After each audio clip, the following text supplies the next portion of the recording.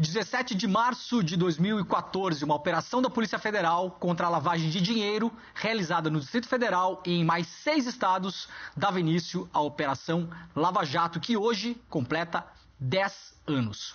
O que era para ser uma ação coordenada de investigação de corrupção no país e dominou as manchetes da imprensa por uma década, terminou em 2021, depois de um revés inesperado chamado Vaza Jato, quando conversas privadas dos procuradores e do juiz da operação começaram a ser publicadas em junho de 2019. Eu sou Leandro Demori e nós vamos fazer agora uma autópsia da Lava Jato, do seu mecanismo e das suas consequências. Hoje aqui comigo um time de especialistas que acompanhou de perto as denúncias, as decisões, os bastidores do grupo liderado por Sérgio Moro na, como ficou conhecida, República de Curitiba. Estão aqui comigo hoje Marcelo Semer, desembargador, escritor, mestre em Direito Penal e doutor em Criminologia. Dora Cavalcante, advogada criminalista, diretora fundadora do Innocence Project Brasil e conselheira do Instituto de Defesa do Direito de Defesa. Luiz Nassif, jornalista, colunista de economia, fundador do jornal GGN. Carla Jimenez, jornalista, editora-chefe de notícias do UOL, também foi diretora e cofundadora do jornal El País no Brasil. E também o Florestan Fernandes Júnior, jornalista, diretor de redação do Brasil 247. Primeiro eu quero agradecer muito a participação de todos aqui, muito obrigado, gente. Mas antes a gente vai ver um VT para lembrar um pouco o que foram esses 10 anos de Lava Jato. Vamos lá. Parabéns à Lava Jato. Tá? O recado que eu estou dando a vocês é a própria presença do Sérgio Moro no Ministério da Justiça com todos os meios, inclusive COAF, para combater a corrupção. A Lava Jato deu o pontapé inicial com a prisão do doleiro Alberto Youssef. Ele foi preso em Curitiba exatamente no dia 17 de março de 2014, na primeira fase da operação. O nome Lava Jato faz referência a uma rede de lavanderias desse posto de combustíveis aqui de Brasília. Estão envolvidos doleiros, funcionários da Petrobras, políticos, empresários e grandes empreiteiras, como a Odebrecht, a Andrade Gutierrez e a OAS. O ministro teoriza Os trabalhos já duram 8 meses. Foram cumpridos 11 mandados de busca e apreensão. O ex-presidente Lula foi levado pelos agentes para prestar depoimento na chamada condução coercitiva.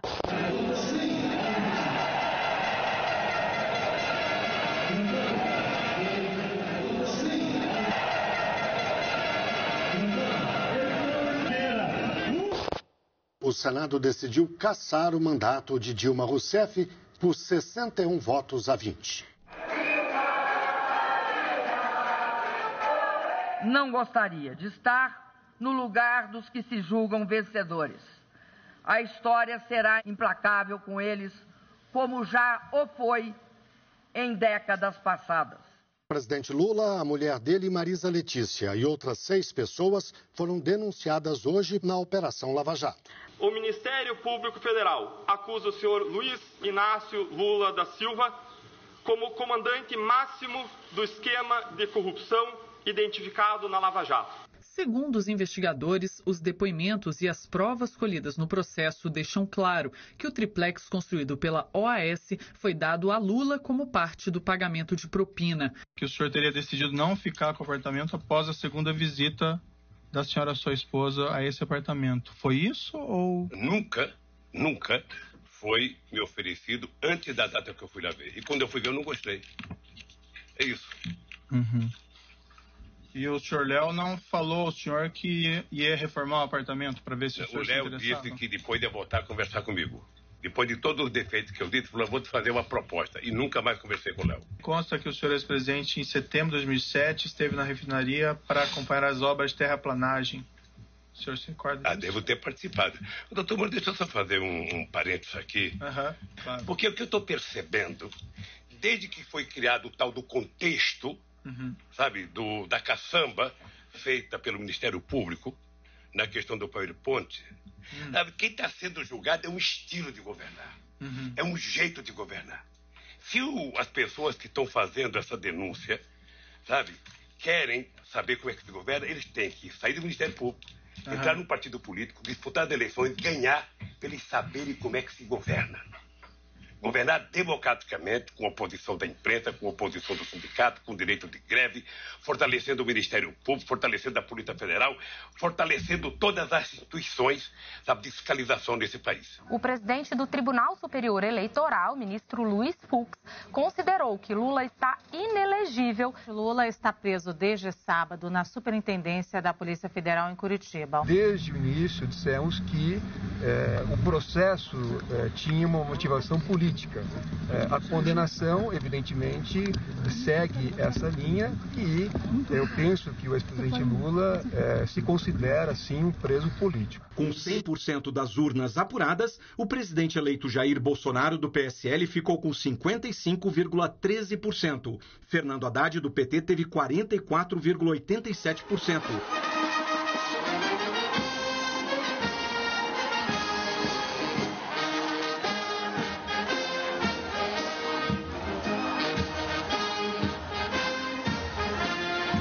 O Intercept Brasil mostra trechos de conversas entre procuradores da Lava Jato e entre o coordenador do grupo, Deltan Dallagnol, e o então juiz Sérgio Moro. Essas conversas indicariam que Moro sugeriu ao procurador trocar a ordem das fases da Lava Jato, cobrou agilidade em novas operações. Além disso, o ex-juiz teria antecipado ao menos uma decisão, criticado e sugerido recursos ao Ministério Público. O que nós estamos publicando no Intercept e nos parceiros é justamente isso, mostrar que existiram atropelos da lei, ilegalidades, ações antiéticas, e nós estamos reforçando o combate da corrupção ao fazer isso. E quanto às mensagens, o que eu disse desde o começo, apresentem todas. Se minhas mensagens não forem adulteradas, não tem nada ali, nada. Impensável para mim que um juiz estava se comportando assim em qualquer caso. A Justiça Federal de Curitiba mandou soltar o ex-presidente Lula. Lula estava preso na Superintendência da Polícia Federal em Curitiba há 1 ano e 7 meses. E eu acho que o combate à corrupção é digno de incômodos e de elogio. É fundamental. Agora, uma coisa é uma coisa, outra coisa é outra coisa. O combate à corrupção tem que ser feito dentro dos moldes legais. Interceptação de escritório de advocacia é coisa de regime totalitário. Gravíssima. Porque o direito de defesa desaparece, ministro da Câmara, sucumbe. Embora tenha muita gente boa na política, nós não vemos grandes avanços. Então resolvi fazer do jeito que me restava, entrando para a política. Olá, o meu nome é Deltan Dallagnol e eu quero apresentar para você o Brasil pelo qual eu quero lutar lá no Congresso Nacional com a sua ajuda e o seu voto. O ex-presidente e o atual presidente vão disputar o segundo turno das eleições. Luiz Inácio Lula da Silva é o primeiro brasileiro a ser eleito 3 vezes presidente da República. Esta não é uma vitória minha nem do PT, nem dos partidos que me apoiaram nessa campanha. É a vitória de um imenso movimento democrático que se formou acima dos partidos políticos, dos interesses pessoais, das ideologias, para que a democracia saísse vencedora. Nesse 30 de outubro histórico, a maioria do povo brasileiro deixou bem claro que deseja mais e não menos democracia. Muito bem, a gente viu um resumo aí, eu queria começar a conversa com o Marcelo Semer. A gente viu um pouco do que aconteceu durante esses anos todos, foram 10 anos, tem muito mais coisa, esse vídeo poderia ter talvez umas 5 horas, mas uma coisa que me veio à cabeça quando a gente estava produzindo isso é a frase célebre que ficou marcada em cima da Lava Jato, muito por conta da imprensa, que era uma operação nunca antes vista na história do Brasil. Então eu quero soltar essa primeira pergunta para você. A Lava Jato foi uma operação nunca antes vista na história do Brasil? Ela não só foi uma operação nunca antes vista, como a gente espera que ela nunca seja vista no futuro também, né? Porque, na verdade, o que a gente teve na Lava Jato é tudo menos juízo, tudo menos jurisdição. Começa da ideia de Lava Jato. Eu confesso que eu nunca entendi bem o que queria dizer quando a mídia falava Lava Jato. Porque Lava Jato era uma operação da polícia, era uma força-tarefa do Ministério Público, era o processo em si ou era tudo junto? Na verdade, criou-se uma mítica de que é uma equipe. A Lava Jato é uma equipe.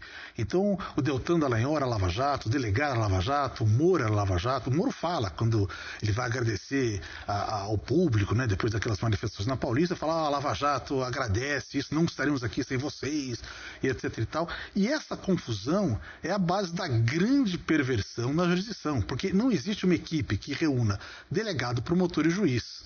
Na verdade, isso não é possível, porque cada um tem a sua função dentro do processo. Então, o juiz jamais poderia fazer, que vocês mostraram que eles fizeram, essa dobradinha junto com o Ministério Público e com a polícia também, né? Quer dizer, o juiz, ele coordenou a atuação da polícia, dizer, olha, está demorando para fazer a operação, vamos pegar aqui, coordenava as denúncias do Ministério Público, dizer, olha, a dimensão dela está boa, vamos tirar aquele que atrapalha a gente, coordenava as testemunhas, ele deu testemunhas para o promotor rolar, mas em off, né, como se pudesse falar em off, coordenou quem era o promotor que ia fazer a pergunta, falou, olha, ela não está muito boa, essa pessoa tal, e por aí vai, eles discutiam o sigilo, né, muitas vezes, vai para o sigilo ou não vai para o sigilo, o que vocês acham, devo fazer ou não devo fazer? Resultado, na verdade o que a gente tinha aí, uma coisa que é impensável na jurisdição, que era um processo que corria ao vivo, né, que estava aquelas audiências e tal, e outro processo, que era o processo real, que corria por escondido. Por que eu falo que era o processo real? Porque lá eles discutiam questões públicas sobre o processo, tomavam as decisões e elas saíam de lá. Só que lá a defesa não podia participar. Ou seja, os advogados não tinham acesso a essas conversas. Não tinham acesso às conversas. Da sua experiência como magistrado, para as pessoas que estão... Porque as pessoas fazem muita confusão, elas entendem que muitas vezes o promotor e o juiz estão trabalhando juntos. O promotor e o juiz, eles não trabalham juntos. Não trabalham juntos, eles têm funções absolutamente diferentes. Perfeito. Só o promotor pode acusar, só ele pode fazer denúncia e só o juiz pode julgar.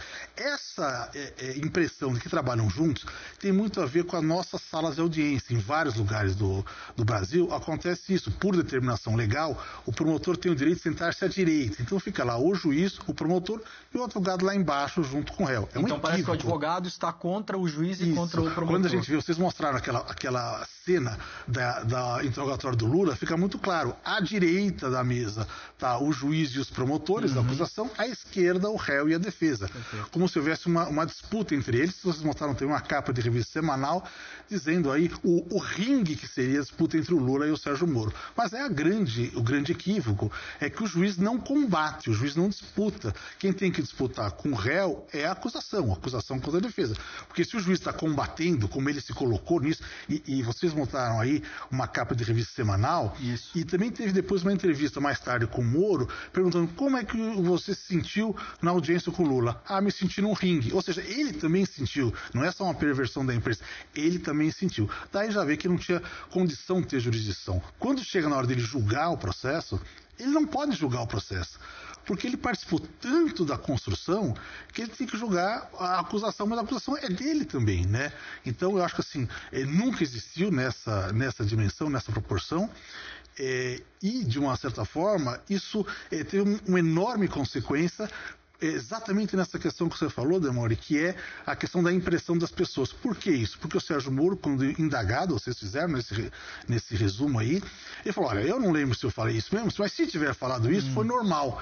Ou seja, ele falou uma coisa que é um absurdo, ele deu um tapa na cara dos juízes brasileiros, para dizer, todo juiz faz isso, todo juiz é parcial, o que é um equívoco. Eu nunca vi nenhum juiz trocando confidências pelo Telegram com o acusador, faço isso, faço aquilo, vou fazer aquilo, o que você acha? Nós tivemos um caso aí, um momento aí em que o promotor pergunta, tá boa a minha petição? E oferece para ele, fala, tá legal. Isso aqui é grotesco, é Isso risível. Seria o equivalente a um advogado mandar uma peça para o juiz analisar antes de colocar a peça nos autos. Seria equivalente. Seria um absurdo de todo modo. Seria tanto absurdo. Você imagina a questão da jurisdição. Você vai disputar um processo contra uma determinada pessoa, tem uma causa. E você descobre que o juiz discute o processo com o advogado da outra causa. Tá. Você fala, não tem jurisdição. Uma causa de família, um acidente de trânsito. Família, qualquer coisa. A principal ideia da jurisdição é a imparcialidade. Como ele não consegue ter imparcialidade, não tem jurisdição. Perfeito. Então é um processo que, na verdade, enquanto processo, ele nunca existiu. né? Foi só uma grande pantomima. Perfeito. Dora, você cunhou uma expressão que chama a Lava Jato de um mecanismo. Eu queria que a gente explorasse um pouco. Que mecanismo é esse? Você, como advogada, atuou também, acompanhou de perto ali, né, do outro lado da mesa, do outro lado do balcão. Primeiro, eu posso imaginar que não tinha esse tipo de relacionamento com o Moro, não falava com ele pelo Telegram, não recebia dicas, não recebia testemunhas, não foi agraciada com essas benesses do Moro. Mas o que era esse mecanismo, pela sua experiência de anos de advocacia, o que era diferente quando você chegou ali e falou, pô, peraí, isso aqui está diferente, aqui é uma outra relação. A questão da paridade de armas que se fala, vocês não tinham o mesmo poder que essa parceria Ministério Público e juiz tinha. Então, tenta destrinchar um pouco para as pessoas que estão nos vendo o que era esse mecanismo e o que ele se diferenciava do que você já tinha visto na sua carreira. Vamos lá. Mecanismo, acho que é uma palavra muito importante para a gente entender que a Lava Jato, da forma como ela foi construída, ela tinha um método. Um método baseado em ilegalidades muito nítidas, ilegalidades manifestas. E para esse método funcionar, ele tinha sido já testado, né, em 10 anos antes. Então, vamos lá, eu vejo bem assim pela idade do meu filho caçula, Demore, porque eu atuei bastante na Operação Banestado ou Farol da Colina. Qual era a chave desse método que o Moro testou lá atrás e aí, de uma forma muito mais estruturada, organizada e em parceria, né, em conluio, lamentavelmente, com os setores do Ministério Público Federal do Paraná, fez valer já naquilo que a gente chama hoje de Operação Lava Jato. É a prisão para arrancar as tais colaborações ou delações premiadas. Essa foi a chave, esse foi o teste.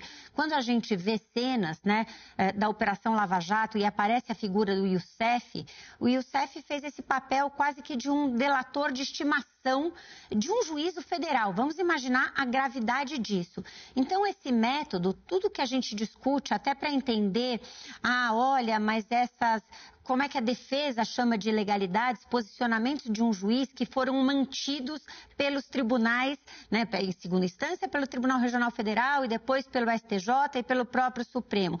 Essa é uma grande falácia, porque essa premissa de você prender alguém e só soltar na hora que a pessoa confessa e incrimina terceiros na medida e com o conteúdo que é demandado por exigências do Ministério Público Federal. Não era qualquer coisa, né? Não é assim uma confissão no limite do que a pessoa entende, que ela sabe, que ela conhece. Então vamos lá, você prende a pessoa, deixa a pessoa presa por tempo indeterminado e oferece para ela a chance de falar o que você quer ouvir. É um pouco essa ideia. Exatamente. Perfeito. E ela só será solta. E Perfeito. Aquele acordo só vai ser firmado se ela falar. Na hora que forem atendidos os pontos de exigência. Então, esse mecanismo, que é completamente ilegal, que viola, né, diretamente o pressuposto da presunção de inocência, que ele vai, vamos dizer, incidir no próprio coração do que é o direito de defesa, né? O que é o direito de defesa? É você ter a versão do Estado, a versão do Ministério Público enquanto titular da ação penal e a versão dos acusados, né, vindo ali pela via da sua defesa constituída, da Defensoria Pública. Para quem está nos assistindo, o que é o normal do funcionamento de um processo penal? Porque ainda ninguém descobriu uma forma melhor. É uma figura de tripé. Então, você tem aqui um juízo equidistante que está, quando a gente fala o que é a paridade de armas, nessa mão eu tenho a acusação e nessa mão eu tenho a defesa, né? A polícia nem faz parte dessa equação, vamos entender bem aqui.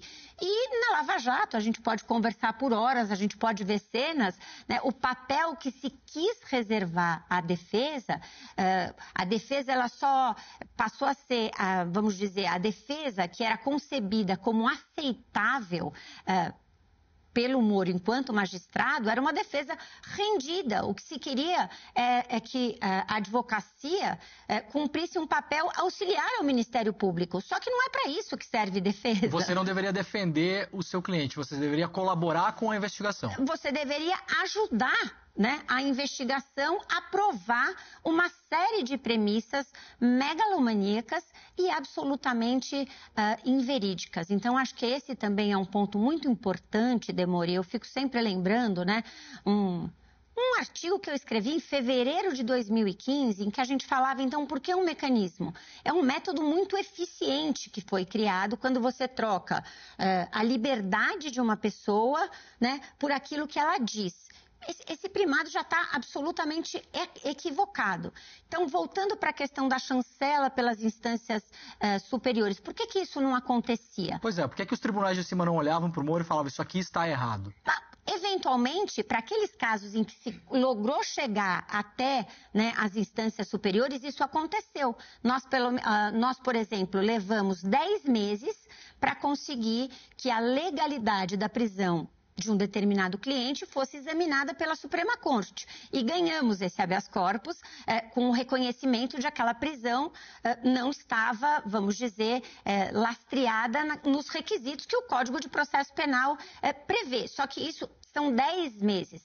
Enfim, a grande maioria dos casos, elas foram caindo pela enorme pressão, por essa pressão avassaladora, bloqueios, prisões, exposição midiática intensa, ou seja, era um processo que entrava não só pela vida da empresa, mas também pela vida das famílias, pela rotina das crianças na escola, né? Nós fomos, enquanto sociedade, nós fomos ali absolutamente tomados por uma quantidade avassaladora de notícias ruins em relação ao que seria ser um acusado da Lava Jato.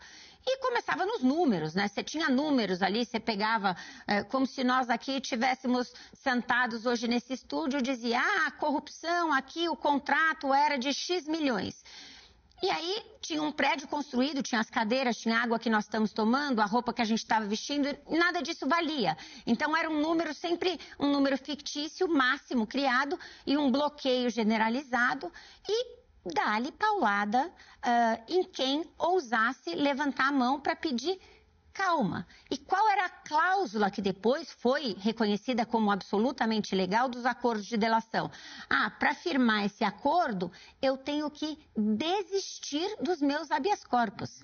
O habeas corpus, ele está na essência, no coração, é o nosso remédio heróico, esse é o nome que ele tem, né, no universo dos tribunais, no universo da advocacia. Então, quando a própria advocacia se vê constrangida, se vê criticada a ponto de engrossar as fileiras de um discurso acusatório, de um discurso de consenso, de um discurso de salvadores da pátria, a paridade de armas e esse tripé essencial ao funcionamento de um processo penal em que você, enfim, pretenda, né, de alguma maneira seguir aquele rito que é essencial à consecução da justiça, enquanto nós temos, né, como cidadãos brasileiros, ficou severamente abalada. Uma pessoa de um caso hipotético de lavagem de dinheiro, crime de colarinho branco, que ela seja suspeita de ter cometido um crime.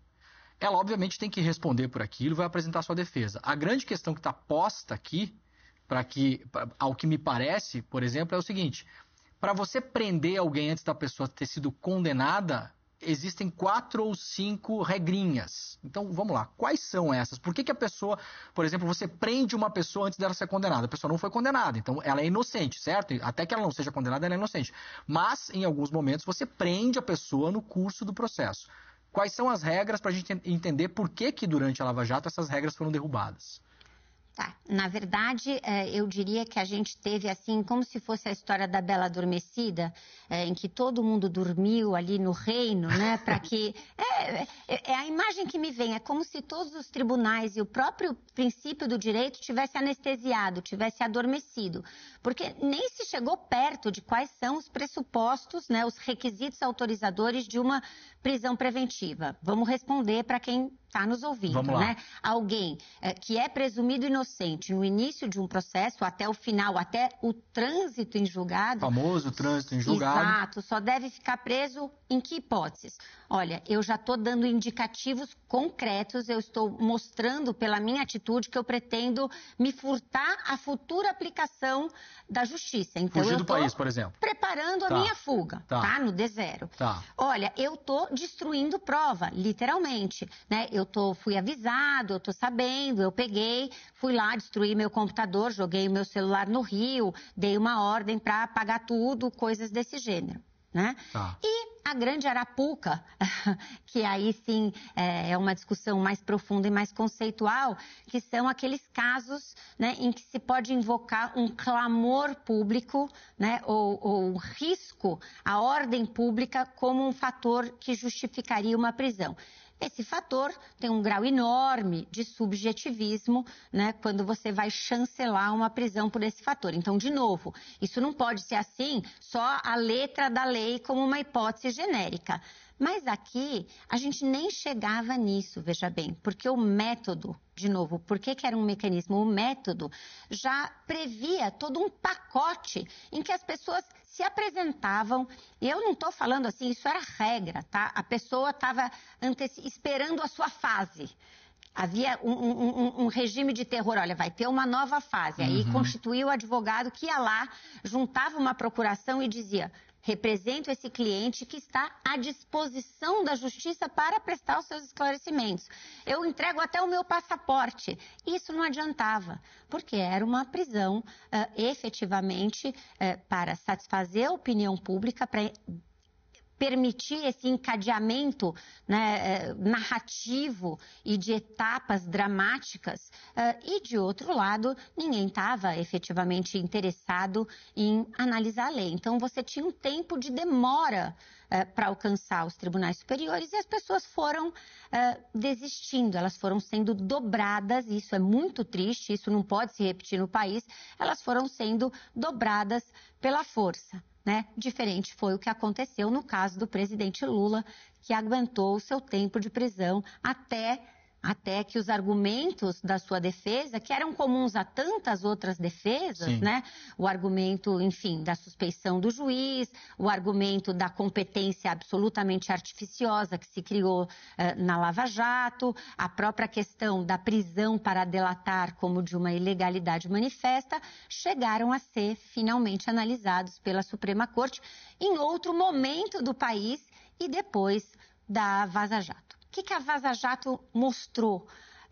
O grau de consciência e deliberação que havia para a tomada daquelas decisões. Porque era algo que vocês já sabiam, entre aspas, porque já era evidente. Era evidente. Mas as mensagens, elas apenas confirmam o que muita gente que estava dentro ali já tinha uma certeza, né? Elas confirmam e elas tornam impossível sustentar uma outra hipótese. Na verdade, aquela ilegalidade que ela era cristalina, ela fica vexatória, constrangedora. Então, hoje, e eu digo hoje mesmo, né? Nós estamos em março de 2024 e agora, olha o tempo que o pêndulo da justiça levou para voltar a uma posição de equilíbrio, a esse ponto em que você tem acusação, defesa, magistratura decidindo, e as conversas da Vaza Jato hoje, elas vêm lastreando uma série de decisões do Supremo Tribunal Federal como uma fonte importante para as defesas, de mostrar o grau de ilegalidade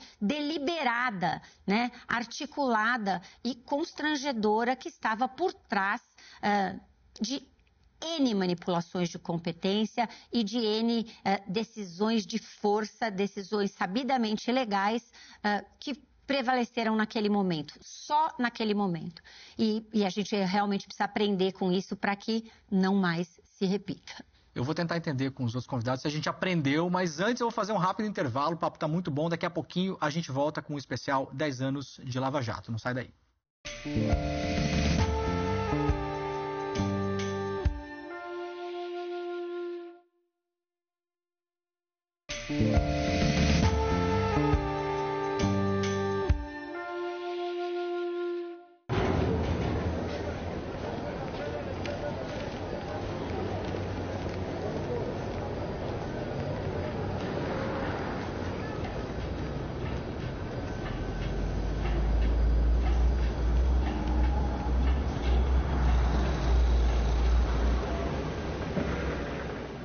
A Lava Jato, ela consegue destruir uma empresa que caminhava para ser, eu diria que a mola propulsora do desenvolvimento do país.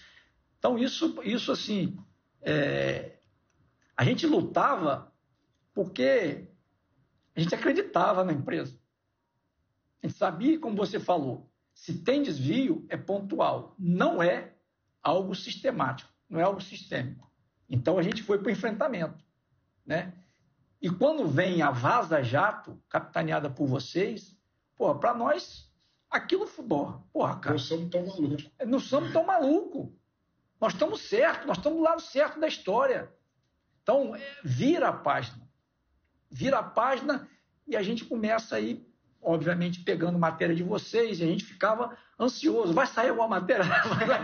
A gente ficava ansioso. Aqui, amigo, não é mais achismo nosso. Está aqui, ó. Os caras estão falando. Os caras estão falando. Qual foi o valor que a imprensa divulga que foi desviado da Petrobras? E foi uma conta de padeiro. Né? Ficou no balanço, né? 6 bilhões de reais no período de 10 anos. Tá. 2004, 2014. Tá. Beleza. Quanto que a empresa arrecadou nesse período de 10 anos? 3 trilhões de reais. Ou seja, 0,5%? 0,05%. 0,05% não quebra nenhuma empresa e nenhum sistema de auditoria consegue captar. Então, essa matemática que o Gabriel faz, aí o cara que a conta assim, mas 6 bilhões é muito dinheiro, claro. Mas para uma petroleira que arrecada 3 trilhões de reais... Nassif, é impressionante esse número, né? Esse cálculo eu nunca tinha feito esse cálculo quando eu fiz essa entrevista, e aí realmente nenhuma auditoria pegaria, de fato, o tamanho, como ele fala, 6 bilhões, que é o que entrou no 6 bilhões para as pessoas entenderem, porque a Lava Jato falou, ao longo de 10 anos a gente ouviu que a Lava Jato recuperou 2 bilhões, 10, 20, chegou uma hora que recuperou 1 trilhão, a gente nem sabia mais quanto recuperava, né? Mas, de fato, o número exato que a gente tem hoje é 6 bilhões, porque isso entrou no balanço da Petrobras. Isso a gente pode dizer, todo o resto entra no mundo da fantasia. Agora, se fala pouco, né, Nassif, do que destruiu também a economia brasileira, né? Foi muito. Tem que levar em conta o seguinte, você tinha um departamento dentro da Petrobras que não era corrupto, que era o departamento que nas obras de engenharia definia o preço base. Então, a empreiteira não podia ir acima do preço base. Então, digamos, essas propinas saíam da margem das empreiteiras aí. Mas eu só queria chamar a atenção para um ponto sobre esse estilo da Lava Jato, que começa no começo dos anos 2000, nos Estados Unidos, quando o Departamento de Justiça cria uma área para crimes corporativos, e como crimes corporativos envolviam interesses grandes lá, eles definem uma metodologia. E essa metodologia é bem nítida aí na Lava Jato. Primeiro ponto, trate de fazer operações espetaculosas, chamando a imprensa, para desde o início deixar claro que o sujeito é bandido. Segundo, se tiver que prender, prenda. Você teve o caso, por exemplo, da Anderson Consulting, que um diretor ficou meses preso quase numa jaula com ratos lá até abrir o bico. Invente crimes, se for o caso.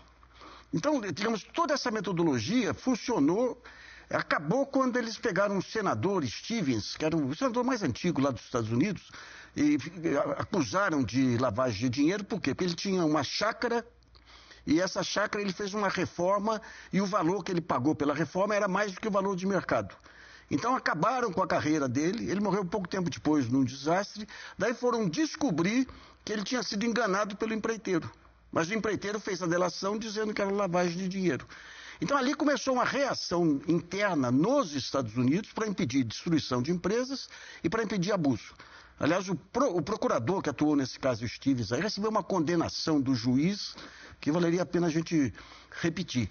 Isso aí, eles descobrem, a partir dali, eles percebem que pode ser uma grande arma geopolítica.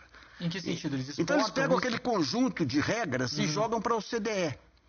E definem uma regra no meio que é o seguinte, qualquer corrupção que passe pelo dólar é os Estados Unidos que investiga. E passa a cooptar procuradores e juízes em vários países aí, o caso da Itália é típico também, o caso do Sérgio Moro é típico, oferecendo duas coisas. Primeiro, ofereceu informações. Em qualquer investigação, se fornece informações, você dá poder para o juiz. E segundo, fornecendo a porta giratória. Ou seja, grandes escritórios de advocacia que eles podiam entrar quando saíssem da carreira de procurador. Então, o Moro, quando escreve esse trabalho dele sobre a Operação Mãos Limpas já estava dentro desse processo. E quando você tem a unificação do serviço de espionagem americano, através da DHS, é bom lembrar que em 2009 houve um seminário no Brasil, bancado pelo Departamento de Justiça, em que as estrelas foram Sérgio Moro e Gilson Dipp, o sujeito que criou as varas especializadas. Isso antes da Lava Jato. 2009. E quem que participava disso tudo? Participavam delegados, promotores, cooptados, como? Através de cursos nos Estados Unidos, esse negócio todo. Qual é o interesse dos Estados Unidos nesse caso, Nassif, de entrar nos países? Você tinha uma disputa internacional, a lógica deles é o seguinte: se as nossas empresas não podem fazer corrupção lá fora, já tinha ocorrido casos com a IBM e outros, então temos que dar paridade de forças e pedir que outras empresas de outros países tenham diferença. Mas depois se percebeu não, que era uma arma, por exemplo, quando você tem a grande crise de 2008, 2010, os bancos americanos ficam na lona. A França, nós publicamos um trabalho na época de um estudioso francês, mostrando que a França poderia ter tido um baita crescimento das empresas francesas bancadas pelos bancos franceses. Por que não fizeram? Porque se houvesse qualquer irregularidade lá, caía o julgamento nos Estados Unidos. Então, digamos, ali começa, digamos, essa atuação geopolítica. Em termos de economia, Nassif, qual foi o impacto da Lava Jato na prática na economia brasileira, principalmente nos dois ramos que ela pegou, que foi petróleo e gás e construção pesada, para as pessoas entenderem, né? A gente tinha algumas empresas que eram muito grandes, muita gente não sabe disso, mas, por exemplo, essas grandes construtoras brasileiras eram empresas internacionais que construíam rodovias, viadutos, pontes, hidrelétricas no mundo todo. Isso é o grande foco da operação. Em outros países, a gente tem o exemplo aí de países que não destroem as suas empresas porque eles não são bobos, né?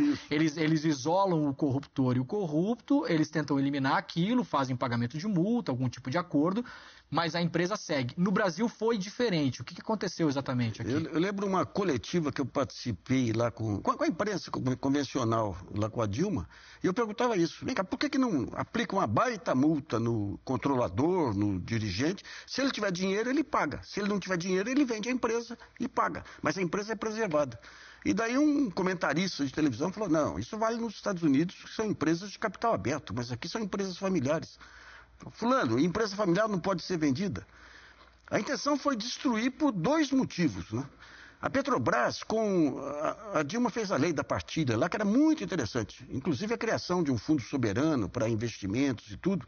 E aquilo dava um poder fantástico para a Petrobras e deixava fora do jogo as cinco irmãs lá e os Estados Unidos no momento que você tinha vulnerabilidade aí no fornecimento de petróleo para os Estados Unidos. Então a Petrobras, o interesse específico era o pré-sal. E as empreiteiras disputavam com as empreiteiras americanas em qualquer parte do mundo. A Odebrecht, nos anos 90, ela ganhou uma licitação para a construção do aeroporto de Miami. Quando você pega a África, a geopolítica brasileira na África era fantástica, em cima do trabalho das empreiteiras. Agora veja o que a Lava Jato fez. Ela liquida com a Petrobras muito mais com a imagem da Petrobras. Aquela queda que a Petrobras teve estava ligada à imagem. E a empresa mais corrupta, e a Petrobras não é uma empresa corrupta. É uma empresa que foi vítima de corrupção. E você tem a Trafigura, que era uma comercializadora de petróleo, aí, cujos valores de corrupção eram imensamente maiores que as empreiteiras. Porque o que a Petrobras negociava de petróleo, e a Trafigura foi poupada pela Lava Jato. E a Trafigura passa incólume. Recentemente, 5 países se reuniram para dar uma multa para a Trafigura. O Brasil multou em 12 milhões de dólares, coisa assim. E a Trafigura, quando começa o desmonte da Petrobras, ela sai comprando ativos da Petrobras em toda a América Latina. Ou seja, foi um jogo... Gente, quando o Sérgio Moro é homenageado pela plutocracia mundial lá em Mônaco, aquilo era o exemplo maior. O que ele conseguiu? Ele abriu o Brasil para negócios. Porque a Dilma tinha muitos defeitos, muitas vulnerabilidades, mas ela tinha a vulnerabilidade maior para esse pessoal.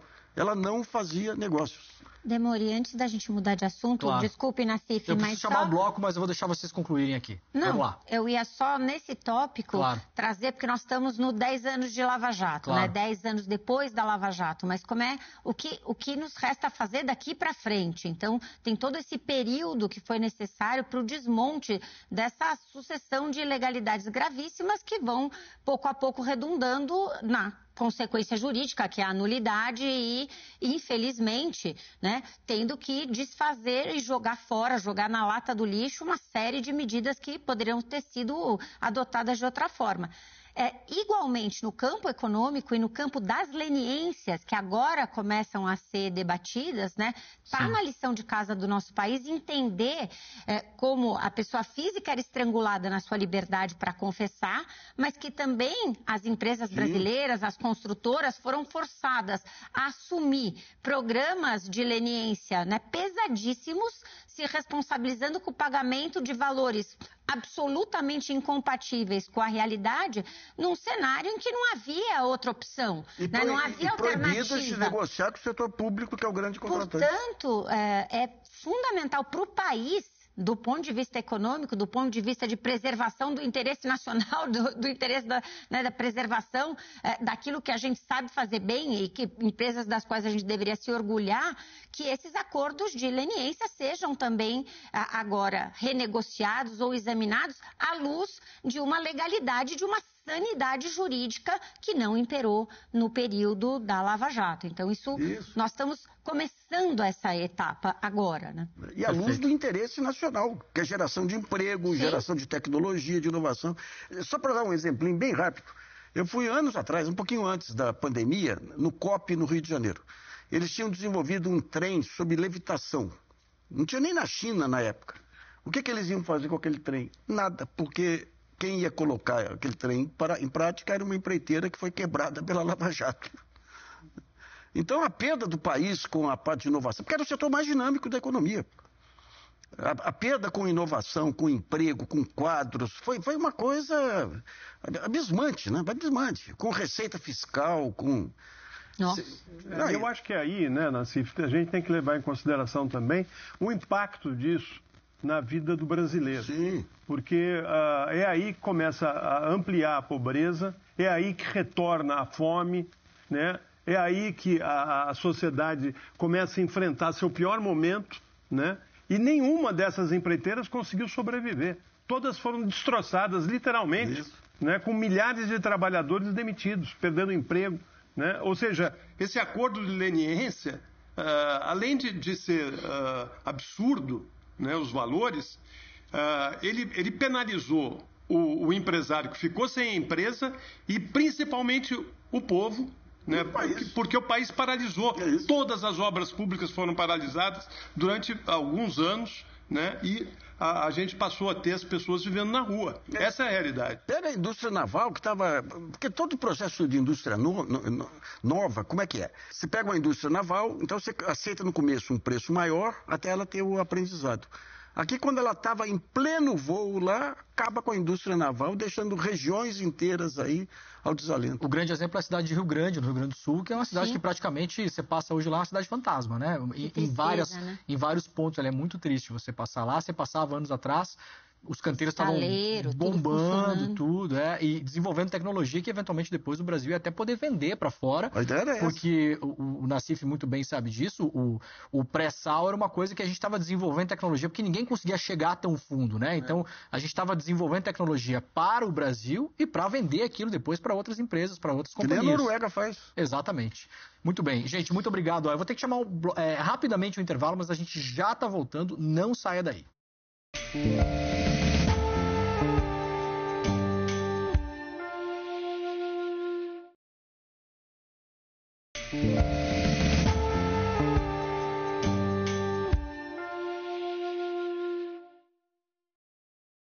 Estamos de volta com o debate Operação Lava Jato especial 10 anos. Não existiria Lava Jato sem a imprensa.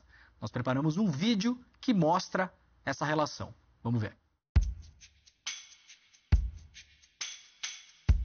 Iniciada em 2014, a Operação Lava Jato rapidamente ocupou as principais manchetes dos jornais brasileiros, com repercussão no mundo todo. Com foco na Petrobras, a Lava Jato era apresentada para a imprensa como a maior operação de combate à corrupção da história. Com transmissão ao vivo e ampla cobertura, as prisões atingiam doleiros, funcionários públicos, grandes empreiteiros e políticos. Termos como Caixa 2, condução coercitiva e delação premiada entraram para o vocabulário dos brasileiros. Juízes, procuradores e policiais federais tornaram-se grandes celebridades nacionais. As fases da operação eram lançadas quase semanalmente e acompanhadas pela população como se fossem uma novela ou um reality show.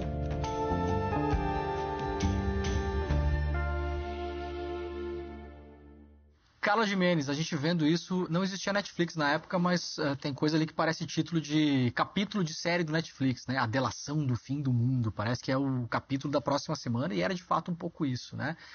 Era vendido também como uma campanha de marketing, a gente como jornalista via muito bem, a gente começou a entender cedo como funcionava, tinha um esquema de continuidade de operação, a assessoria de imprensa trabalhando com os jornalistas, release entregue para os jornalistas, declarações dos promotores, dos procuradores, e quando o jornalismo podia parar para respirar um pouco, para ver os autos do processo, para tentar entender, falar com os advogados, já tinha uma operação de novo, uma sala de imprensa de novo, um release de novo, e foi assim por muitos anos. Na época você era a redatora-chefe do El País, jornal espanhol, tinha um braço importante aqui no Brasil. Eu queria saber como era para você e para os seus jornalistas cobrir a Lava Jato nesse momento em que a gente tinha uma fé pública no Ministério Público, na Polícia Federal, não se colocava muito isso em dúvida, né, Carla? Não era uma coisa que a gente olhava para o Ministério Público Federal e pensava, acho que tem uma coisa estranha. A gente aprendeu como jornalista no Brasil a confiar muito no trabalho do Ministério Público, né?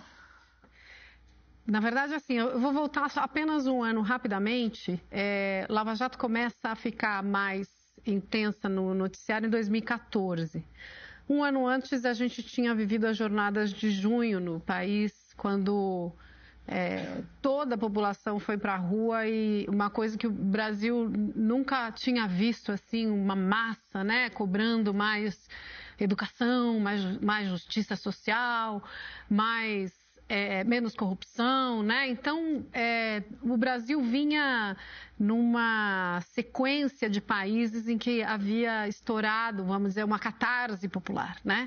Então, a Lava Jato vem entregar ali juntar a fome com a vontade de comer, né? Então, ela veio com uma promessa de vamos colocar os corruptos na cadeia. E mais ainda, tinha uma outra cenourinha maravilhosa, vamos levar os colarinhos brancos, né? Ou seja, o andar de cima, né? Então, eu, naquela ocasião, estava no Jornal Internacional, que é o mais independente, mais arejado, e também um jornal que tinha correspondentes no mundo inteiro, um jornal que nasceu nos anos 70 e que tinha feito a cobertura das Mãos Limpas. Os jornalistas que trabalhavam com a gente lá da Espanha, era uma troca muito rica, então a gente perguntava como é que foi e tal, e eles iam falando, olha, muita fumaça e pouca entrega, né? Ou seja, eles iam comentando com a gente, então a gente mais ou menos se preparava. Nós éramos uma unidade pequena em comparação aos grandes, à Rede Globo, aos grandes jornais, né? Então nós éramos, vamos dizer, os preteridos por procuradores que procuravam holofotes. Naquela altura, quando vinha aquela avalanche de notícias que era alguma coisa que a imprensa brasileira nunca tinha lidado, e mal entendíamos o que era judiciário, o que era Ministério Público, ou seja, eu me lembro que quando houve a estabilidade da moeda, os jornalistas passaram por N cursos de instituições para a gente entender o que seria o mercado financeiro depois da estabilidade. Nós não tivemos essas aulas com a justiça, né? Então a gente foi,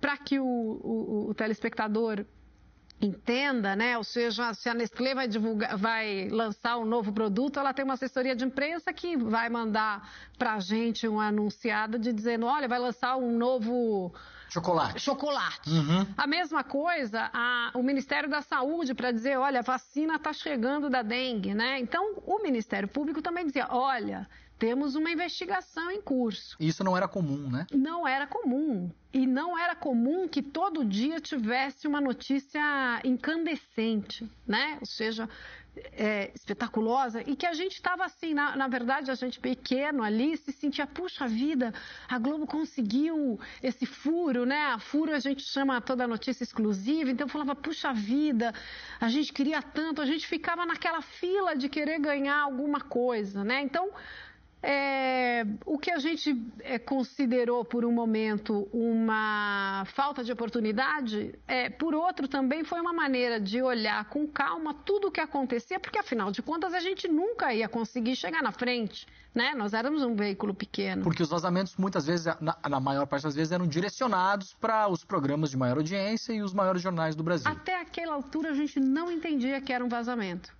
Eu estou falando de 2014 e 2015. A gente não entendia que era vazamento, a gente não entendia que era dirigido. A gente falava, pô, tem alguém investigando e levantou. A gente não entendia.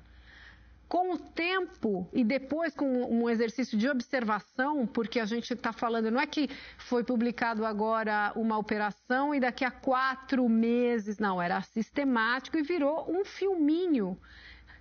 De novela, uma série, vamos dizer, da Netflix, em que cada dia tinha um capítulo, né? Então aí você vai entendendo a dinâmica. E além de você entender a dinâmica, você vai entendendo que aquilo, peraí, não, nossa, que interessante, por que será que eles ignoraram que o Pedro Correia disse que essa corrupção da Petrobras vem desde a ditadura? Por que isso não está sendo... Por que só está pegando o PT? E a gente começa a juntar as pontas. Carla, é muito interessante você falar isso, porque em 14, em 15, sobretudo, nós fizemos N pedidos de apuração dos vazamentos, porque eram vazamentos estratégicos com uma finalidade determinada. E nenhum desses pedidos jamais foi atendido. Não, e pelo que a Dora está explicando, e algo que é importante que as pessoas saibam, é que nós, jornalistas, e eu me incluo nesse bolo, a gente olhava para figuras como a Dora, os advogados, a gente falava, eles têm interesse. Se o PT tentasse se defender, a gente falava, ele está querendo fazer a nossa cabeça para se livrar de uma acusação. Então, a falta de formação do jornalismo em relação a este assunto, a gente teve que aprender na prática. A gente não tinha noção do devido processo legal. E o que você falou sobre boa-fé foi muito mais sério do que a gente achava. Nós jurávamos de pés juntos que aquilo era sagrado. E por isso que eu estou dizendo, a gente vinha...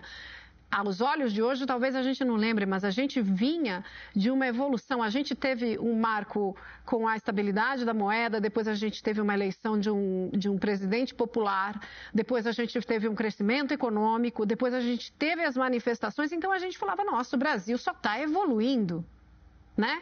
Então a Lava Jato parecia que era parte da evolução, era puxa... É uma resposta, Estamos porque é legítimo e é legítimo que a população, e é isso que a gente nunca pode esquecer, que a sociedade brasileira queira a punição dos seus corruptos. Claro, sem dúvida. É isso que precisava ser. A questão que a gente foi aprendendo, infelizmente, na prática com o tempo, é quanto isso foi instrumentalizado e como nós éramos instrumentalizados. Aquilo que nós julgávamos, no fim, ali no El País, entre nós jornalistas, o que tinha sido uma falta de oportunidade, no fim, nos preservou de várias presepadas, vamos dizer assim, do noticiário que hoje, a maior operação de corrupção do Brasil, e N títulos que hoje a gente vê quem se beneficiou politicamente, procuradores, juízes e tudo aquilo que aconteceu, desde a liberação da delação do Palocci, em véspera de eleição, a ida do Moro para Ministério da Justiça, aquilo, quem não se envergonha disso, e isso não tem nada a ver com política, isso tem a ver com uma questão de civilização, vamos dizer, de pacto social, de confiança, não entende nada, não entendeu nada. Então, tudo que a gente testemunhou foi um teatro. Porque isso que eu estou dizendo de falar, que estranho, nossa, que coisa, né? Por que será que eles ignoraram, né, o passado da ditadura, a corrupção na Petrobras e Quando você começa a ver tudo direcionado para um partido que você, como jornalista, não quer defender, porque você não tem esse papel de defesa de um partido ou de outro, você percebe que você está fazendo o papel de uma peça, de um teatro. Né? Então, sem ser informado disso. Sem ser informado disso. Ninguém te explicou aquilo. Né? Depois viria a Vaza Jato para mostrar que aquele nosso papel relegado era porque nós não éramos, nós questionávamos, a imprensa toda fazia um senso de aprovação e apoio à Lava Jato, e a gente seguia a regra básica, vamos ouvir quem é contrário. Né? A nossa ficha caiu quando a gente ouviu um jurista que tinha sido professor do Sérgio Moro e que ele foi uma voz solitária, infelizmente eu não vou lembrar o nome dele, mas em que ele se envergonhava do aluno que ele tinha criado. E a gente sentia também com a matriz do jornal que eles compreendiam completamente. Ele falou, não, a gente também teve um juiz aqui que fez as mesmas coisas, num caso assim, assim, assado. Então, a gente teve referências internacionais para não se deslumbrar, né, no caso do El País. E isso foi nos dando um entendimento do que estava acontecendo. Hoje é muito mais fácil, a gente tem um especialista, o Fábio Sais Silva, que fala como a própria Lava Jato foi um agente que nos levou a, por exemplo, atacar e colocar o Supremo como uma fonte de desgaste, um inimigo a ser combatido, né? Que é o que regeu todo o governo da extrema-direita, que não existia no Brasil, né? Trouxe à tona... A gente vê o preço que a gente paga em relação a isso hoje, né? Nassif, quer comentar? Vamos pegar, você teve uma parte de desconhecimento, mas você teve uma parte de ampla cumplicidade aí, ampla cumplicidade de jornalistas que conseguiram destaque em função disso. Eu participei de um evento que o Audálio Dantas promoveu em Tiradentes. A ABRAGE, a Associação Brasileira de Jornalismo Investigativo, tinha colocado seus jornalistas à disposição da Lava Jato. E nesse evento, quando eu fui fazer minhas críticas lá, uma jornalista que eu respeito até, vice-presidente da ABRAGE, falou, mas o que você faria diferente? Eu faria jornalismo. Eu não receberia release, eu iria ver o outro lado. Várias fontes foram silenciadas. Foram silenciadas. Nós, então, exemplo, você teve interesse, sim. Livros que foram lançados, pessoas que ganharam visibilidade. Você tinha o Estadão lá, um blog policial, de repente ficou a parte mais lida do Estadão. De repente você tinha lançamento de livros do Moro, o Moro abraçado com jornalistas. Teve cumplicidade, sim. Seja por motivos políticos aí, mas especialmente por questão de destaque pessoal aí. Ué. Você tem uma reportagem que foi feita até, eu acho que é Ricardo Baltazar, na Folha, pegando, através da Vaza Jato e da spoofing, a cumplicidade de jornalistas. Sim. O cara, jornalista sendo consultado se aquele tema era bom, o outro ligando pro Deltan e falando, Deltan, eu vou te passar aqui a estratégia da defesa. Foi um espetáculo indecente. Jornalistas sérios, por exemplo, que nem o El País e outros, tiveram esse processo de aprendizado. Mas grande parte lá, os que mais se destacaram, eles conspurcaram o jornalismo. Tem uma reportagem que mostra as relações, principalmente do Deltan Dallagnol com a Rede Globo. Também tem uma grande reportagem sobre isso. Nesse trabalho do Ricardo Baltazar vale a pena ler lá, que ele mostra. Mas é bom deixar claro também que havia um outro lado que não tinha embarcado nisso. Sim. Então tinha a mídia alternativa, que era pequena, mas foi muito combativa, e tinha a EBC.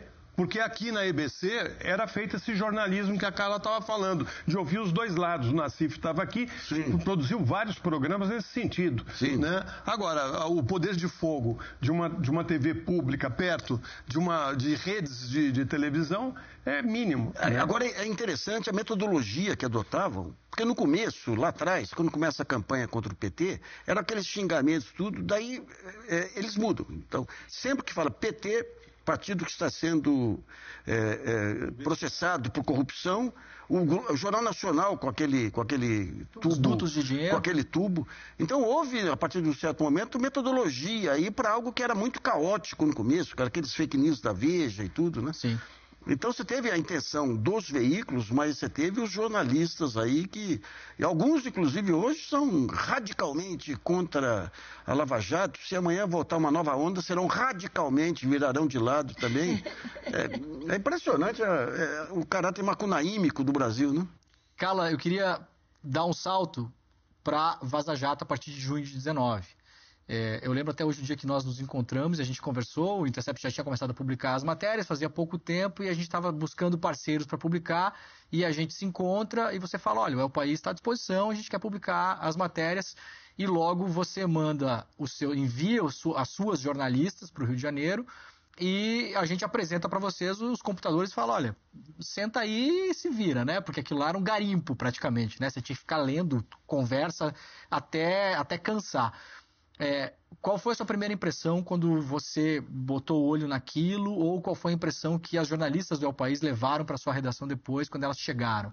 A primeira viagem que a gente foi, eu fui junto. Você foi junto, né? Isso. E a primeira pauta que eu peguei, que fui procurando, ou seja, aquilo era uma agulha, era um palheiro, mas a primeira coisa que eu falei, escuta, é impressão minha ou o Deltan está mandando investigar se tem dinheiro do Gilmar na Suíça? Passou isso na minha cara. Gilmar Mendes, ministro supremo, Exatamente. Que não poderia ser investigado pelo Deltan Dallagnol. Exatamente. Então aquilo me puxou, e eu me lembro que eu falei para Marina Rossi e a Regiane Oliveira, que estavam comigo, eu falei, acho que aqui tem alguma coisa.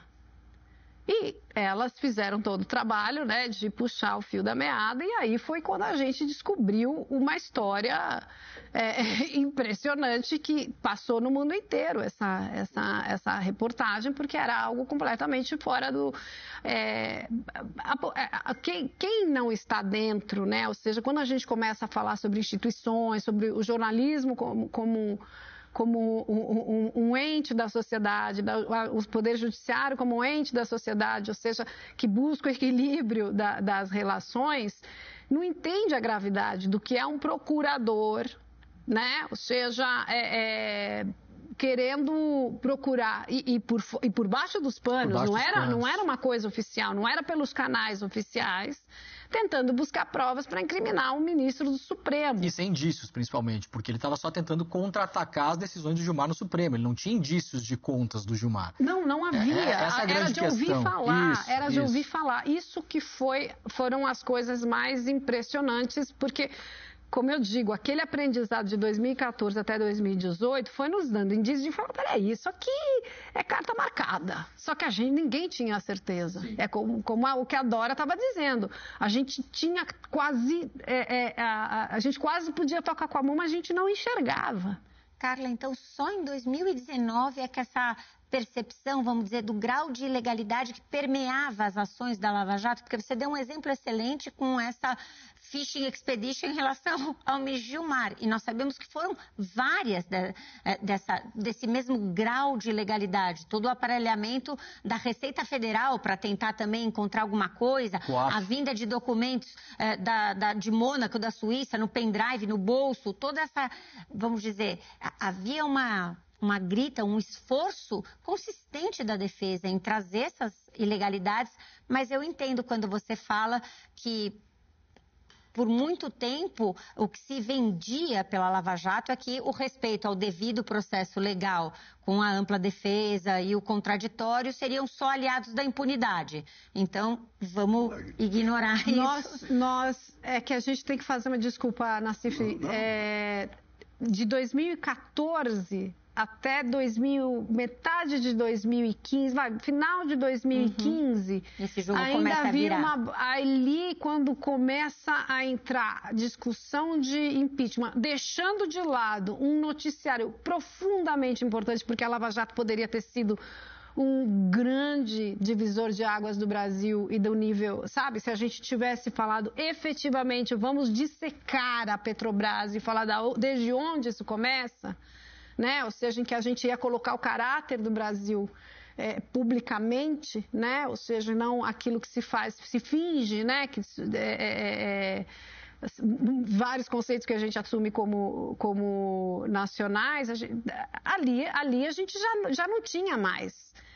Ali a gente já estava ouvindo muitos juristas no começo, quando eu falo dessa fase em que a gente, peraí, a gente está falando de 2014, do começo, de falar, puxa vida, vão levar empresários para prisão, que coisa impressionante, é isso que eu digo, tinha uma sede na sociedade. Ineditismo, né? Uma sede da justiça. Carla, eu quero puxar o Florestan para a conversa. O Florestan fez uma entrevista junto com o El País, na época, e com a Mônica Bergamo, da Folha, importantíssima, com o, então, ex-presidente Lula, preso nesse contexto todo que a gente está puxando aqui.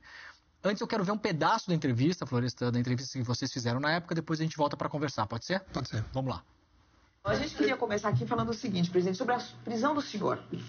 Foi um dia histórico no Brasil e a gente queria saber o que passou pela cabeça do senhor quando o senhor estava sendo preso, sendo conduzido para a prisão. Eu sempre tive certeza, desde que começou os discursos e o processo da Lava Jato, de que tinha um objetivo central, que ia chegar em mim. Tinha muita gente que achava que eu deveria sair do Brasil, tinha muita gente que achava que eu deveria ir para uma embaixada, tinha muita gente que eu deveria fugir. E eu tomei como decisão, Mônica, que o meu lugar é aqui. Eu tenho tanta obsessão de desmascarar o Moro, desmascarar o Dallagnol e a sua turma, e desmascarar aqueles que me condenaram, sabe, que eu ficarei preso 100 anos. Mas eu não trocarei a minha dignidade pela minha liberdade. Eu quero provar a farsa montada. Eu quero provar, montada aqui dentro, montada no Departamento de Justiça dos Estados Unidos, com depoimento de procuradores, com filmes gravados, e agora mais agravado com, sabe, a criação da Fundação Criança Esperança do Dallagnol, sabe, pegando 2,5 bilhões de reais da Petrobras para criar uma fundação para ele. Fora 6,8 bilhões da Odebrecht e fora não sei quantas outras coisas. Você sabe que eu não tenho ódio, não guardo mágoa, porque na minha idade, quando a gente fica com ódio, a gente morre antes. Então, como eu quero viver, sabe, até os 120, porque eu acho que eu sou o ser humano que nasceu para ir até 120, eu vou trabalhar muito para provar a minha inocência e a farsa que foi montada. Florestan, essa entrevista está no YouTube, uma entrevista histórica, foi vista por milhões de pessoas, mas tem um bastidor dessa entrevista. O Lula tinha sido proibido de falar com vocês na época. Eu queria saber, antes de você comentar o bastidor, em algum momento da sua carreira, você foi proibido de entrevistar alguém no Brasil? Olha, proibido não, mas que dificultavam entrevistas, principalmente na época da ditadura, dificultavam. Mas desse jeito de você ser proibido de entrevistar alguém? Não, desse jeito nunca. Eu acho que no caso do Lula, nós entrevistamos ele com mais de 500 dias de prisão, né? Ou seja, essa autorização para a entrevista foi dada pelo Ricardo Lewandowski ainda antes da eleição de 2018. Né? A eleição estava começando em 2018 e o advogado César Brito, que foi presidente da OAB, ele me procurou falando: Florestan, eu estou querendo entrar no Supremo com um pedido, uma autorização para entrevistar o presidente Lula. Porque ele estava proibido nessa época de falar. Não era só isso, ele estava sendo cerceado num determinado momento, com a queda da Dilma, com o impeachment dela. Eles sumiram com o Lula da mídia. A ideia era apagar o Lula como apagaram o Trotsky nas fotos junto com o Stalin. Ou seja, era sumir com o maior líder político da América do Sul. Era disso que se tratava. Tanto que o Lula vai ser preso e ele não fala quase com a imprensa corporativa, que fecha totalmente as portas dele fazer a sua própria defesa. Então, ou seja, havia um interesse imenso em saber o que ele estava achando de tudo aquilo, né? Porque tinha acesso a essas informações quem acompanhava uma mídia progressista, né? Ou alguns canais menores. Né? E aí, naquela época, eu estava com a Carla como colaborador do El País e a gente estava junto também num programa de TV feito pela Rede Minas, né? E naquele momento eu falei com ela, falei: Carla, você topa se a gente conseguir o direito de fazer a entrevista com o Lula para o El País e para a TV pública de Minas? Ela falou: topo. E aí fomos, inclusive, para Curitiba com autorização, e qual não foi a nossa surpresa? Que imediatamente o Fux vai e caça o direito. No dia em que vocês estavam em Curitiba? Nós chegamos na sexta, no sábado já estava caçado o direito. E a entrevista seria quando? Seria feita na segunda-feira. Na segunda-feira. E aí o Lewandowski, na segunda, dá de novo autorização para o El País e para a Folha, né? Realizarem a entrevista. E aí vem o Toffoli e põe um ponto final na história, proibindo a entrevista com o argumento de que uma entrevista do Lula durante um processo eleitoral poderia criar uma confusão para o eleitor que poderia achar que ele era candidato. Ou seja, inventaram um motivo para impedir que o Lula desse a entrevista. Então, foi suspenso e a eleição ocorreu e aconteceu o que eles queriam, né? Era impedir que o Lula dissesse pelo menos que o candidato dele era o Fernando Haddad, né? O Bolsonaro é eleito junto com o grupo da Lava Jato, que vai com ele para o poder, né? E ali se desmascara tudo. E a entrevista ficou encostada. Em 2019, eu e a Carla decidimos botar pressão, junto com a Mônica Bergamo. E aí começamos a fazer matéria falando, olha, não tem sentido mais, por que ele está proibido de falar? Não tem mais eleição. Não tem mais eleição. A desculpa do Toffoli foi por água abaixo. Aí há um entrevero lá entre o antagonista com o Gilmar Mendes, né? E com o Toffoli, principalmente com o Toffoli, acusando que o Toffoli tinha aceito dinheiro por fora, não sei, havia alguma denúncia contra o Toffoli. A Veja deu. E aí ele decidiu então liberar o antagonista de dar a matéria. E aí nós perguntamos, bom, e a nossa entrevista, né? Já que já liberou para o antagonista, libera a entrevista do Lula. E ele liberou a entrevista do Lula. Floresta, posso fazer um adendo só da questão jurídica? Que aí nós já estamos no inquérito das fake news. A primeira decisão do inquérito das fake news foi o Alexandre de Moraes censurando o antagonista, exatamente a pedido do Toffoli. Sabe aquela matéria lá, o amigo do amigo, do amigo do meu pai, etc e tal. Ele censurou. A censura durou 3 dias. Nesses 3 dias, alguns ministros supremos foram contrários, o Celso de Mello, o Marco Aurélio, até o Intercept, ele publicou o negócio do antagonista, embora seja diferente, mas olha, tem direito a fazer isso, veio na Rede Globo, etc e tal. O Alexandre de Moraes volta atrás e falou assim, não, esse documento que está lá já está no processo, então nós não podemos vetar. Quando ele libera o antagonista, no mesmo dia, o Toffoli pega esse processo que está no escaninho parado e diz algo similar. Bom, se está liberdade de imprensa para isso, então está para o Lula também. Mas foi por conta de uma matéria que a Carla colocou no ar, não é o País, falando se vai liberar para o antagonista, tem que liberar a entrevista para o El País também. Né? E aí, a nossa surpresa é que ele libera, a gente vai para o Paraná. Né? Isso que mês era? 2019? Abril de 2019. 2 meses antes da primeira matéria da Vaza Jato, portanto. Estava ali no... foi ali no... E aí, impressionante, eu me dei conta disso ontem. Aí ocorre o seguinte, a gente chega lá, se prepara para fazer a entrevista, que era só... Não era uma coletiva, era eu e a Mônica Bergamo, claro. Né? O País e a Folha. E aí a gente entra para uma... Por que aconteceu? O superintendente da Polícia Federal de Curitiba desapareceu.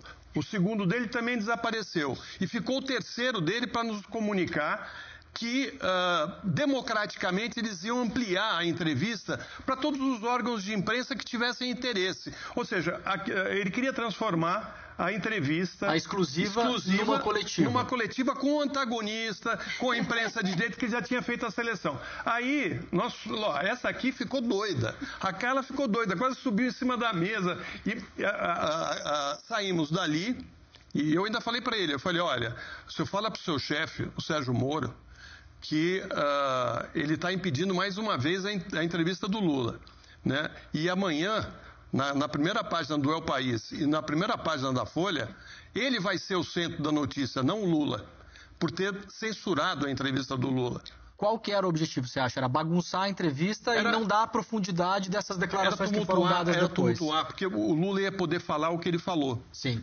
O lado dele. Sim. Era ouvir o outro lado. Perfeito. Esse lado, Florestan, e aqui só para fazer o registro histórico de agradecimento da importância dessa entrevista, isso que a gente acabou de assistir, a fala corajosa, potente do presidente Lula, é uma das vertentes da ampla defesa, né? A garantia da ampla defesa, ela compreende a defesa técnica, o trabalho dos advogados, e ela compreende a autodefesa. Quer dizer, depois de todo esse desaparecimento, desse esforço de colocar um carimbo, né, de fazer a sociedade brasileira esquecer, deixar ali o presidente Lula esquecido no cárcere, vem essa entrevista com essa força.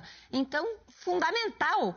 Efetivamente, assim, não dá para dizer... E como termina esse dia, então? Vocês ficam ali na iminência de ter uma coletiva que entra um monte de gente a bagunçar a entrevista de vocês.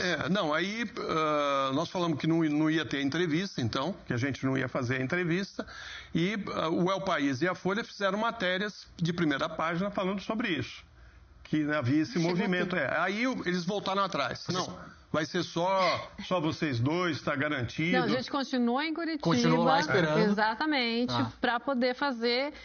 Porque, assim, a primeira vez que nós estivemos em 2018, quando nos frustraram de fazer a entrevista, a Mônica estava indo para lá e a gente falou, não venha porque não vão deixar. Mônica Bergamo, da Folha de São Paulo. E eu lembro de caminhar com o Florestan, os dois em silêncio, e falar... Que sensação é essa? O que é isso? Era uma sensação que eu nunca tinha sentido de censura mesmo, que tentaram fazer de novo naquele 2019. E eram os procuradores, os policiais federais, não era? Policiais federais. E ele, num tom de zombaria... que quando ele disse que eu fiquei brava, eu fiquei mesmo. Você subiu na mesa, não? Não cheguei a subir, mas eu subi alguns decibéis da minha voz. O que não é comum, inclusive, vindo de Carla Gimenez, Mas o fato é que, naquele momento, era tudo ou nada. Então, assim, ali já era um negócio de um sufocamento dentro de uma democracia. Porque não tinha a ver, a gente não está falando de que a gente foi lá fazer uma defesa de um partido. A gente foi lá fazer ouvir um lado que estava silenciado. Né? A gente foi ouvir um lado que simplesmente a gente não sabia o que tinha daquele lado. Porque a gente vê essas imagens do Lula, nossa, parece ele tão eloquente. A gente testemunhou esse homem entrando na prisão. Eu não estou na cena ali do lado do Florestan. Você não está no vídeo, mas você está na sala. Mas eu estou ali na sala. E o que Lula você viu antes dele começar a falar? Eu me lembro perfeitamente dele ajeitando o paletó. Era um misto de vergonha e de necessidade de estar ali, de colocar a voz. Aquilo não é ensaiado. Ele falou, parecia não era? É que eu acho o seguinte, o Lula é um ser político. E você calou ele por mais de 500 dias.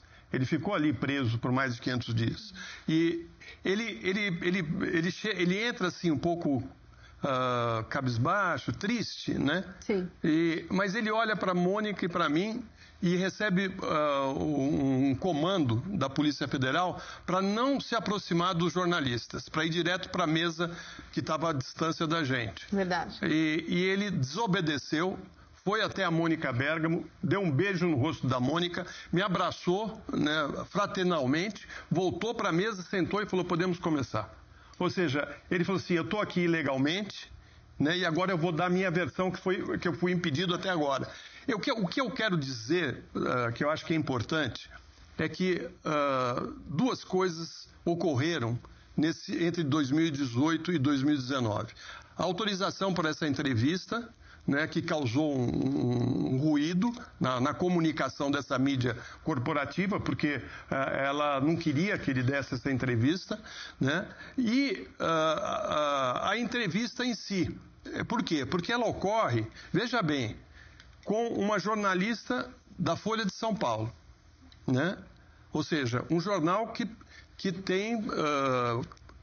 assim, uma presença muito forte dentro do país, do Brasil. E falou para o El País, que é o maior jornal da Espanha e um dos maiores do mundo. Uhum. Tanto que a Carla, na época, levantou os números, né, da entrevista, porque a entrevista foi o vídeo e as matérias que foram produzidas. E a audiência era véspera da eleição na Espanha. As 4 principais matérias do jornal El País, as 3 com maior audiência, eram sobre o Lula. Não era sobre a eleição espanhola. Não era sobre a eleição. A eleição ficou em 4º lugar. Impressionante. Ou seja, o Lula falou para o mundo e falou para o Brasil. Cerca de 200 milhões de pessoas assistiram à entrevista pelo trabalho feito pelo El País no mundo, tá certo? Porque o El País, você me corrija se eu estiver enganado, além de ter escritórios em vários países do mundo, ele também fornece a várias agências e a outras... O mundo repercutiu, porque era um caso e pela convicção do Lula. Né, de dizer, eu não abro mão da minha dignidade em nome de liberdade. E a gente sabe que ele teve o convite para fugir e ele falou, não fujo. Ficou. E eu acho que a outra coisa importante é a Vaza Jato. Por quê? Porque tudo aconteceu direitinho. A entrevista e aí, alguns dias depois... Foi. Menos de 2 meses. E para onde vai a Vaza Jato? Aonde vai cair as informações do hacker? No Intercept. Não tinha lugar melhor para cair. Por quê? Porque se caísse na mídia de esquerda ou progressista, você fala, não, isso é coisa do PT, isso aí é ilegal, é crime e tal. Como cai no Intercept, eles não têm como atacar. Né? Porque o Intercept estava acima do bem e do mal ali. E aí o Intercept, como vocês não tinham o poder também, como a EBC também não tinha, também ainda não tem, de enfrentar essa mídia corporativa, vocês começaram a socializar a investigação de tudo que tinha ali. Isso. Inclusive com meios de direita, que eu acho que foi muito importante para quebrar e furar essa bolha. Exatamente. Quem diria que a Veja seria comunista quando publicasse a capa do Moro desmoronando, por exemplo. Aliás, eu queria entender quando vocês tomaram essa ideia, quando vocês tiveram essa ideia e tomaram essa decisão? De chamar outros veículos. A gente teve a ideia antes de publicar as primeiras matérias e foi falar primeiro com a Folha e com a Globo. Porque o Glenn já tinha trabalhado com a Sônia Bride no caso Snowden no Fantástico. A gente dá o azar de pegar a Sônia Bride de férias, o Glenn fala com alguém na Globo lá, não se entendeu direito, os caras queriam ver todo o material antes, a gente não ia mandar todo o material para a Globo, mas de jeito nenhum, antes de publicar a matéria, né? Aliás, um pedido meio maluco de se fazer, jamais seria feito. E a Folha imediatamente na conversa aceita, só que a gente decide publicar as matérias sem esperar a Folha, porque a Folha ia ter que pegar, olhar o material, apurar, e a gente queria publicar logo os materiais. E aí depois os outros veículos nos procuram, a Carla nos procurou, a Agência Pública nos procurou, a revista Veja nos procurou, aí os veículos nos procuram e quem vai nos procurando a gente vai franqueando o acesso. Mas eu acho que foi muito importante ter veículos de direita ou vistos como conservadores, para você quebrar essa ideia, como você falou, senão ia aparecer uma coisa do PT, da esquerda, dos progressistas, dos comunistas, e talvez pouca gente desse bola para isso. Não, e como o Brasil ficou por um fio da navalha, porque o presidente Lula poderia estar preso até hoje, e a gente não está nem aqui fazendo esse programa, né? Porque tudo ocorreu de uma maneira que ele conseguiu provar. Agora, cá para nós, mas nem Shakespeare para escrever um negócio desse. Não. Você tem lá o enredo é bom demais. Uma pessoa com formação de direito, que ele era aluno, que de repente ele tem que tomar remédios, é preso acham que ele está vendendo os remédios, é preso, fica um tempo preso, sai de lá, a namorada diz para ele o seguinte, olha, promotor não mente, você é culpado. E ele fica trancado em casa, o amigo hacker ensina ele como se virar, ele começa a fuçar, até que cai direto no Telegram e vê o que estão fazendo com Lula, que era a mesma coisa que tinham feito com ele antes. Mas nem Shakespeare para fazer uma... O enredo é bom demais, né, de toda essa história. É fantástico mesmo. Né? Gente, ó, a gente está acabando, eu vou chamar um intervalo, a gente volta e eu quero considerações finais de cada um de vocês, tá bom? O papo está excelente, mas infelizmente eu vou ter que ir para o intervalo. Daqui a pouco a gente volta, fica por aí, a gente volta rapidamente para as considerações finais do programa de hoje.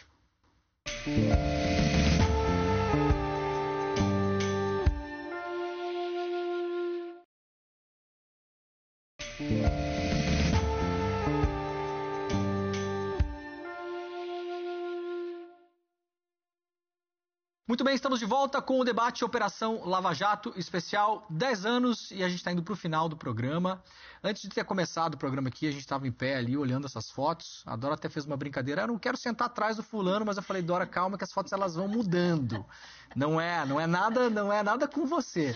E a gente ficou olhando as fotos e nos intervalos fomos comentando. Até a Carla falou, me dá um negócio ficar vendo essas fotos. Eu queria que vocês fizessem as considerações finais com essas fotos na cabeça, assim, o que vem na cabeça de vocês quando vocês veem essa história do Brasil que passou, o que marcou para vocês e o momento que a gente está hoje. Queria começar com o Florestan e depois a gente vai para o final da roda. Bom, o que passou pela minha cabeça foi que o Brasil não pode ficar mais deixando pessoas como essas que estavam aqui atrás impunes, né?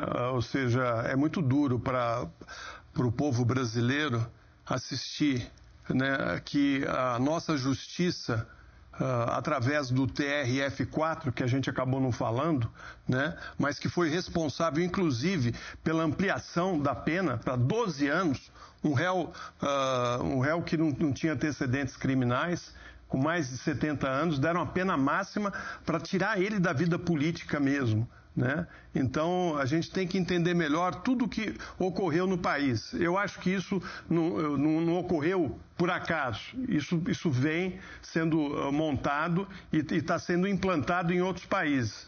Acredito até que esse método da Lava Jato, de certa maneira, se repetiu agora em Portugal com a vitória da extrema-direita, tirando ilegalmente, né, de uma maneira errada, o primeiro-ministro de Portugal, antecipando as eleições e abrindo caminho para a extrema-direita avançar. Mas o meu desejo é ver esses personagens respondendo na justiça, tanto no caso da Lava Jato, como no caso da tentativa de golpe do 8 de janeiro. Muito bem, muito obrigado, Carla.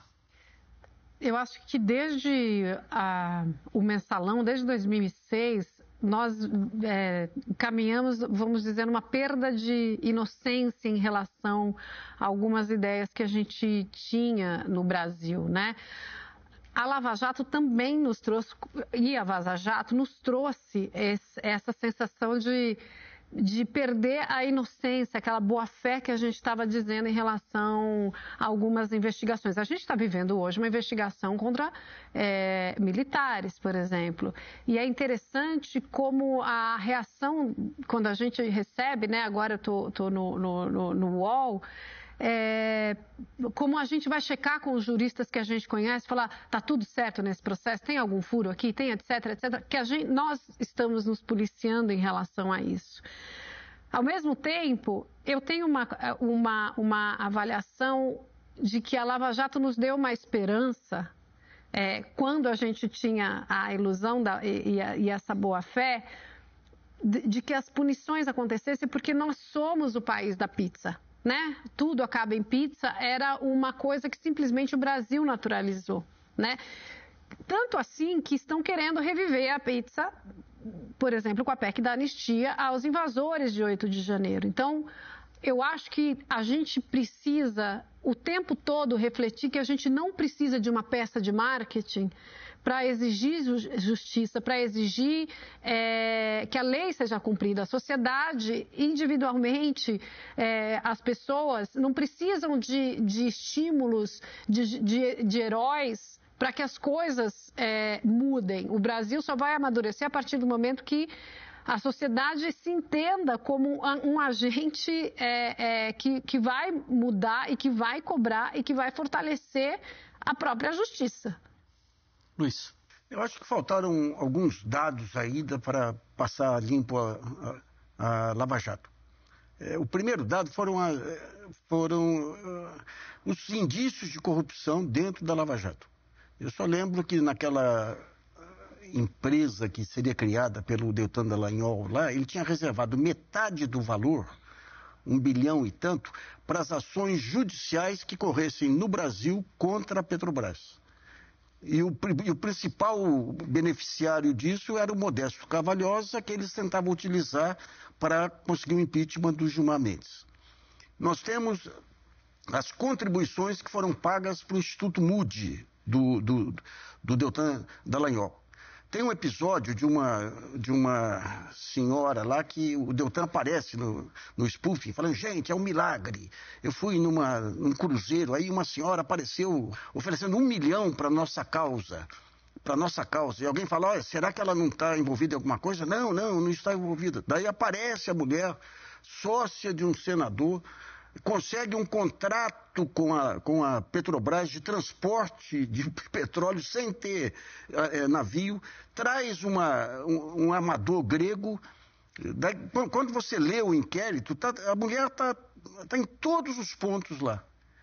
Na hora do indiciamento, ela está fora. Então tem várias chantagens e tudo que ainda não foram decifradas aí, que precisariam ser decifradas para se passar definitivamente a limpo a Lava Jato. Mas o maior que dói fundo é saber que jogaram fora um país que prometia ter futuro.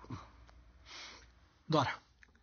Eu estou olhando aqui as imagens, Demore, e fico pensando que hoje, 2024, a gente tem, enquanto sociedade, talvez um grau de consciência maior de que o respeito ao devido processo legal não equivale a impunidade. Então, mesmo quando a gente fala, o risco de acabar em pizza, eu acho que nós estamos na metade do caminho. O material da Vaza Jato, ele é extremamente didático. Nós falamos aqui o nome do Deltan, que não é mais procurador da República, mas nós sabemos que existem ainda inúmeros procuradores trabalhando, atuando, participando de outras ações penais que também tem que ter uma consequência disciplinar que seja para os desmandos com que atuaram durante os anos da Operação Lava Jato. E esse material, ele está dentro ali da Operação Spoofing e ele pode sim ser usado como prova de defesa para sustentar as ilegalidades. Mas a minha sensação aqui é muito a sensação que eu tive quando eu fui para Brasília no 8 de janeiro agora, um ano do 8 de janeiro, que é o quanto a nossa democracia efetivamente estava sob risco, como a nossa democracia ficou fragilizada, como as instituições foram esfaceladas na medida em que se permitiu essa lógica de os fins justificam os meios e como a reação dos integrantes da Força Tarefa Lava Jato, Moro aqui em especial, quando começam a ser acuados pelo descortinar das suas ilegalidades, foi atacar as instituições. Então, toda essa agressão em relação a ministros do Supremo, a própria instituição do Supremo, então eu gosto de olhar assim, talvez com um otimismo que eu, apesar, vamos dizer, do quão sofrido foi advogar no início, nos primórdios da Lava Jato, e enfim, tentar de alguma maneira, já naquele ponto, mostrar o que estava acontecendo, mas olhar para um futuro em que qualquer processo aqui pode ser o processo de quem depredou, invadiu, enfim, detonou o plenário do Supremo Tribunal Federal, tem que ser feito dentro das regras. Essa é a nossa garantia de cidadania. Essa é a nossa possibilidade de continuar convivendo e pensando aí no dia de amanhã. Então, assim, eu quero olhar para um aprendizado efetivo da importância de cumprir o processo legal. Porque ninguém inventou ainda um jeito de não adianta, eu não vou combater corrupção, eu não vou combater ilegalidade com mais ilegalidade, com regra de exceção. Então, obrigada por estar aqui conversando. Acho que esse é o meu olhar. É um olhar de que a nossa democracia, para ser preservada, ela precisa do respeito à Constituição Federal da República. Marcelo.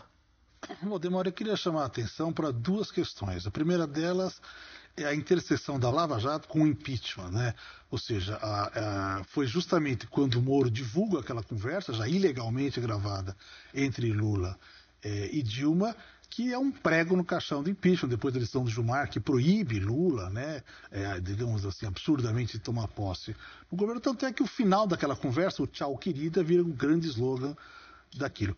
A Lava Jato ainda condena o Lula em segundo grau e é isso que impede ele, sendo presumivelmente inocente, de disputar a eleição. A Lava Jato é o grande erro judiciário desse país. Erro entre aspas, porque é um dolo, mas, enfim, ele causou dois abalos em governo, tanto o governo da Dilma quanto a possibilidade do Lula ser candidato. E a segunda questão que eu queria trazer aqui é o comportamento dos juízes, do judiciário durante esse período. Vocês vão lembrar uma cena que, a meu ver, é patética.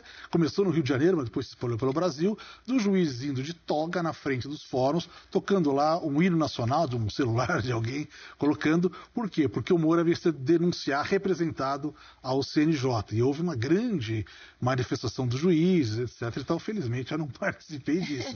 Mas o fato é que isso.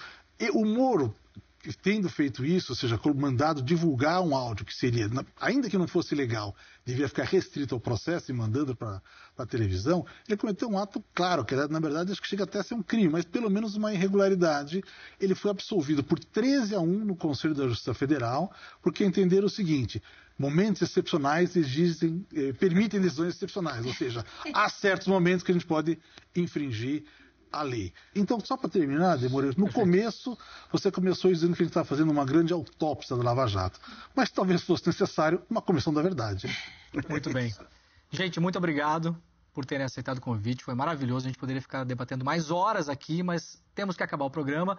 Eu quero agradecer a participação de todo mundo, Marcelo Semer, Dora Cavalcante, Luiz Nassif, Carla Gimenez, Florestan Fernandes Júnior, muito obrigado por terem participado desse debate tão importante e tão necessário para a história política, econômica e, claro, da justiça do nosso país.